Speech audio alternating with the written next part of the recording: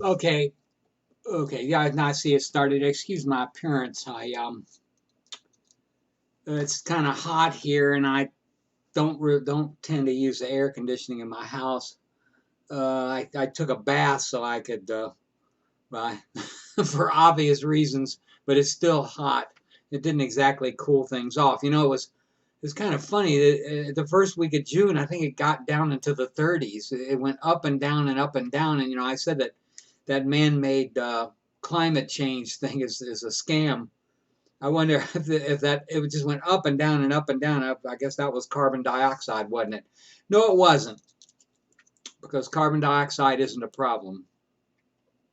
Anyway, so now as I left off the story I was telling you that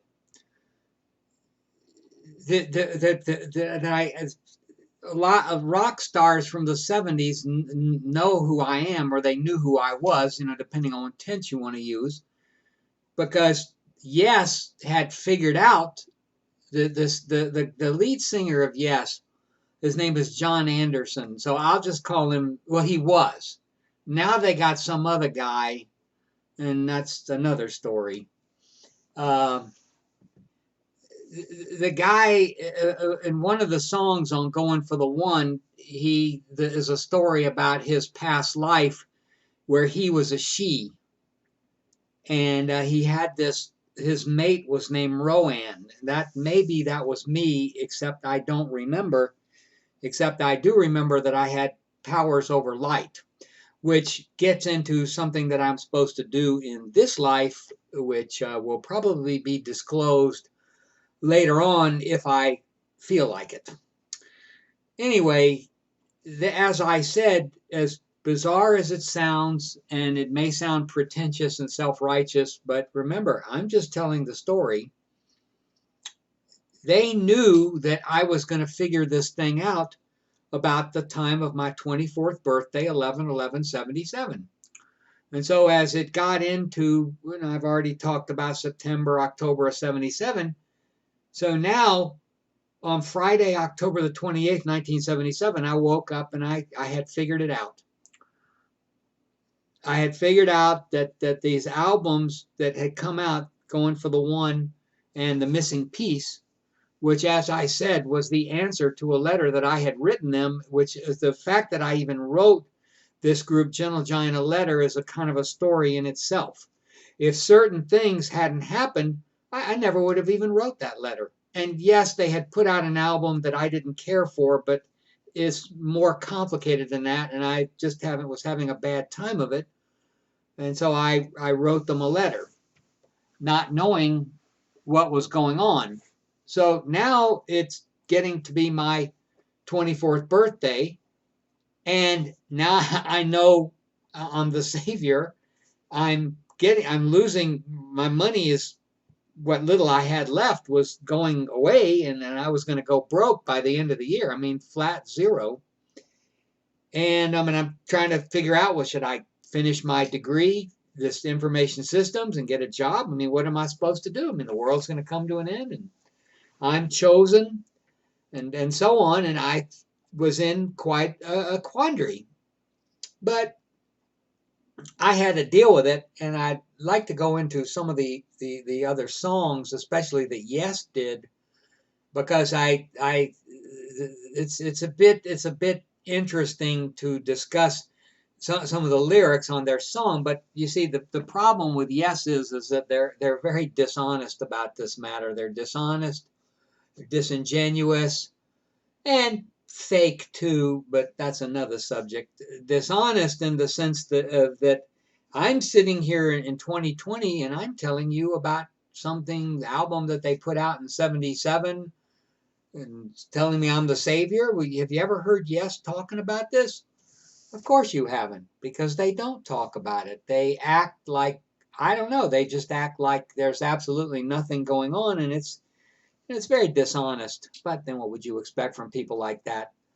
Dishonest, disingenuous, and the fake is another matter that I'll get to here momentarily. But some of the songs on the Yes albums, as strange as this sounds, and I know that their fans are going to find this offensive, and again, I wish this wasn't true, in fact, are talking to me or actually talking about my life. Now, let me jump ahead a little bit to go into that a little bit. Um, they, they had some different people in the band, and then in 1983, they got a new guitar player, and they got their keyboard player from their first, I think it was their 3 albums, and they put out an album that at the time I thought was a very good album, and it had a song on it called "Owner of a Lonely Heart," which is probably their biggest hit. It's a very big hit on the radio, and it came out about September of 1983, something like that. I'm the person they're talking about. Again, I know it sounds like, who do you think you are? Well, I'm just telling you the story. So I'm making that point, but let's go back into the 70s before the just talk about some of the songs. This was not their first hit. It was actually their second hit, at least in America. Their first hit in America was called "I've Seen All Good People." That was on what I used to think was a very good album called the Yes album. But their first really, really big hit was called "Roundabout." And I'm at 6:36, and I don't want to go past 10 minutes, but because I can't tell this story in 3.5 minutes. But "Roundabout" is an interesting song and part of this situation when I was figuring this out in October, November of 77. "Roundabout" has a bunch of predictions in it. That's what it has. And again, I've seen what these people say the lyrics mean, and it's just dishonest because no, I'm now going to tell you what the lyrics mean. And I don't know whether Yes will bother to comment on this, but take it from me, they're liars. And so it doesn't, whether they'll admit this is true or not, or they'll say I'm delusional or whatever they want to, that's their business, assuming they even condescend to even comment on this. But "Roundabout" has got a bunch of predictions in it.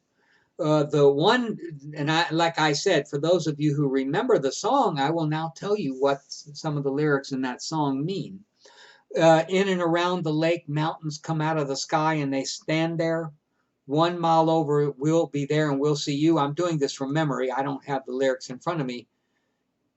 That song about "we'll see you," what was supposed to happen, and I am quite certain will not happen because they can't seem to get some of their predictions right, is I was supposed to appear out of the clouds at some, I guess it's like it says, in and around the lake. There's some lake. I assume this is in England. I don't know.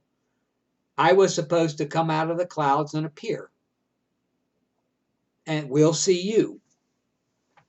10 true summers we'll be there and laughing too.